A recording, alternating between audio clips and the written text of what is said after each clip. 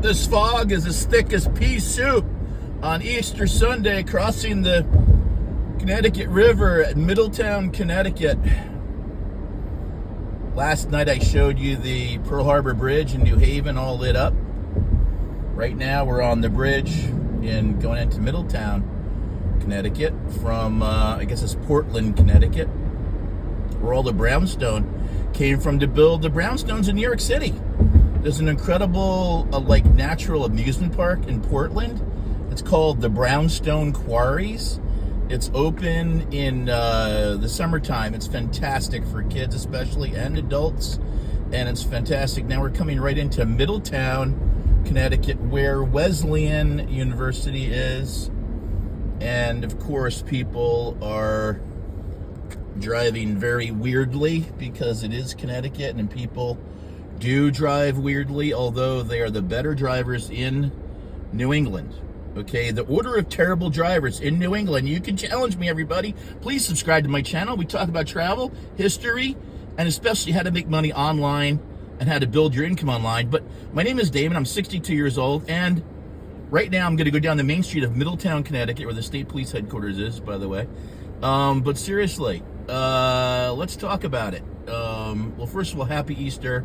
Please subscribe to my channel. I'm trying to reach 500 as soon as possible. I'm at about 260, I think, right now. But anyway, please subscribe. If you like history, you like little historical facts, and you like to learn things, and you really want to know about traveling in New England. But I'll tell you about the worst drivers in New England. Ready? The absolute worst ones in the states of New England is Rhode Island. They are the absolute worst drivers.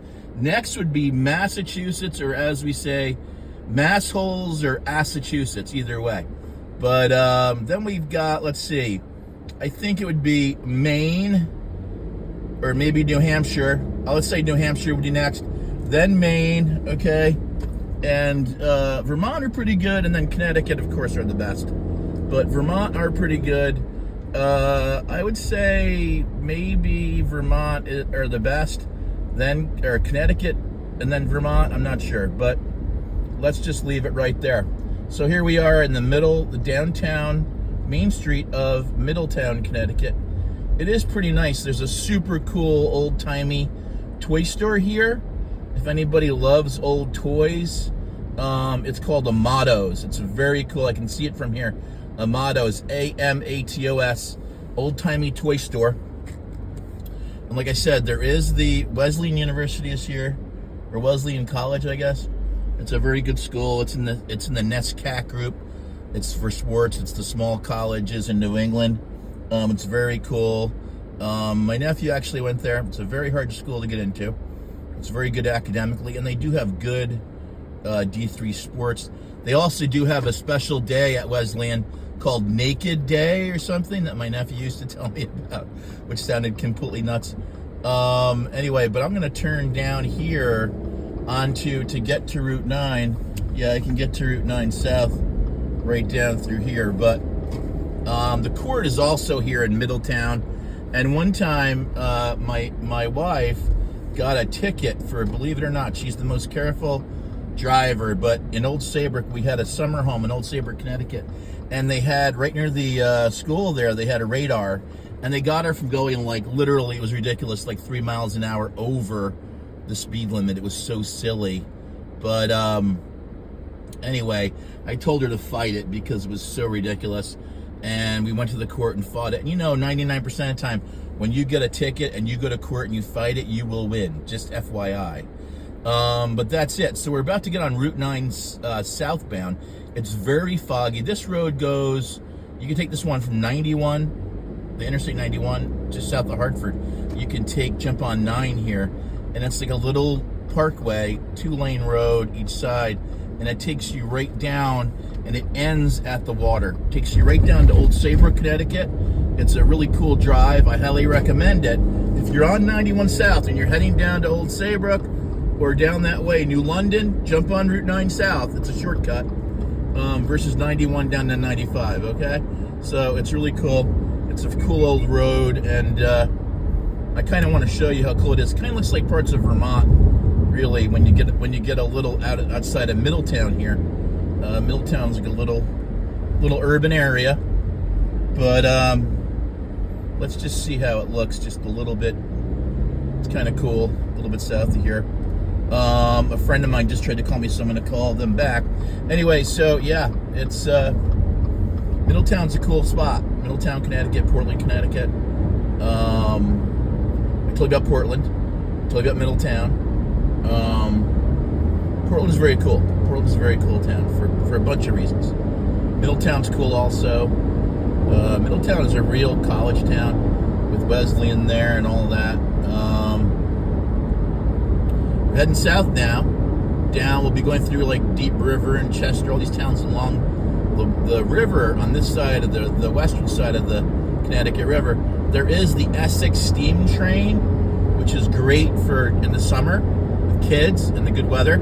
It's fantastic. If you love trains, you can take the Essex steam train. There's a thing they do, and you take the Essex steam train trip over, and you get on a little ferry. It's fantastic in the summer with the kids, and it takes you over to the Gillette Castle, which is not built by the Gillette shaving family, like Gillette Stadium. Different person, Gillette. This guy Gillette, he became famous actor by playing Sherlock Holmes in the late 1800s on Broadway. That's how he got famous. He played Sherlock Holmes all the time in the plays, and he got very famous as an actor, got rich. And then he built this crazy castle up on the rocks on the other side of the Connecticut River, on the eastern side. And it's very cool. And he built this cool castle, and he had this train that went around it that you could ride on. Adults could ride on it. And he had this old steamboat, and he'd go on the little boat, yacht, down to New York City and everything.